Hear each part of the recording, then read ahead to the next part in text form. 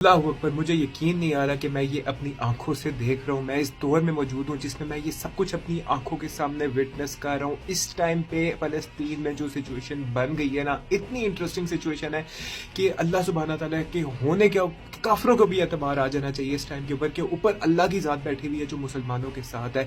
اس time کے اوپر China جنگ میں شامل ہو چکا ہے. چائنا نے اپنی آرمی 6 جہاز ملٹری کے مڈل ایسٹ میں بھیج دی ہیں.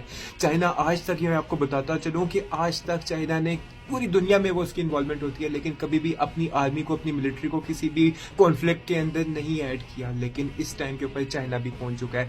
چائنا ایک ہو گیا، رشیا ایک ہو گیا، ٹرکی ایک ہو گیا. دنیا کی سپر پاور ہے چائنا. امریکہ اور چائنا، اگر اس ٹائم کے اوپر اسرائیل نے فلسطین کے اوپر اٹیک کیا تو امریکہ اور چائنا کی جنگ وہاں پہ چھڑ سکتی ہے اور وہ آپس میں ایک دوسرے کا کر سکتے ہیں. اور اس ٹائم پہ ایک اور بات آپ کو بتاتا چلوں، امریکن آرمی میں بغاوت شروع ہو گئی ہے. امریکن آرمی میں بغاوت کیا ہوئی، کیسے شروع ہوئی ہے، میں آپ کو بتاتا ہوں.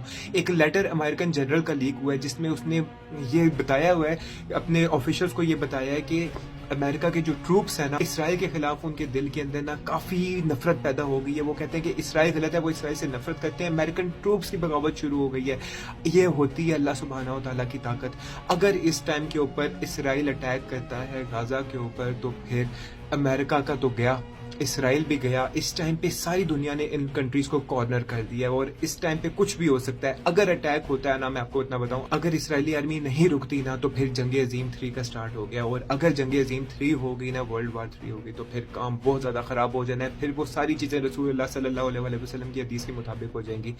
لیکن اس ٹائم کے اوپر بہت بیڈ سچویشن ہے. یہ ہے اللہ سبحانہ تعالیٰ کی طاقت. ایک اور آپ کو مزے کی بات بتاؤں، انٹرسٹنگ بات یہ ہے کہ اسرائیل کی جو عوام ہے نا، وہ اپنی سڑکوں پہ نکل آئی ہے اپنی حکومت کے خلاف. حساب لگائیں، یہ اللہ سبحانہ و تعالیٰ کی طاقت ہے. ہم لوگ کتنا ہلکا لیتے ہیں ان چیزوں کو، کتنا ہم اللہ تعالیٰ کے اوپر یقین نہیں کرتے، لیکن وہ ہے اور وہ بیٹھا ہوا ہے اوپر اور وہ ثابت کرتا ہے کہ وہ ہے.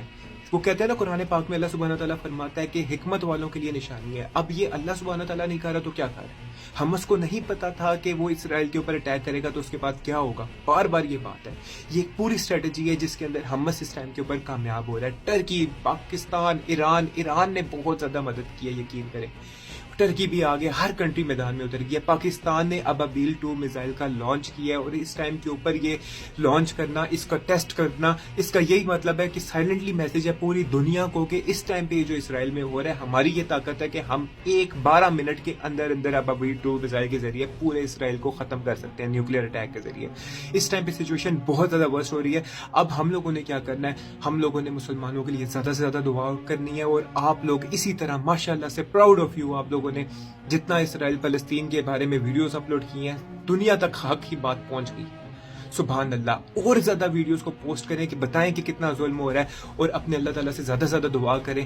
اور اپنے آپ کو، ہو سکتا ہے کہ قیامت بہت زیادہ قریب ہو، اپنے آپ کو ٹھیک کر لو، اپنے علم کو پکڑو اور جو اللہ سبحانہ تعالیٰ نے تعلیمات ہمیں دی ہیں اس کے اوپر چلنے کی کوشش کرو. سارے گناہوں کو چھوڑ دو، بھول جاؤ، کیونکہ آج جو یہ فلسطین میں ہو رہا ہے نا، کل کو یہ ہمارے ساتھ ہو سکتا ہے.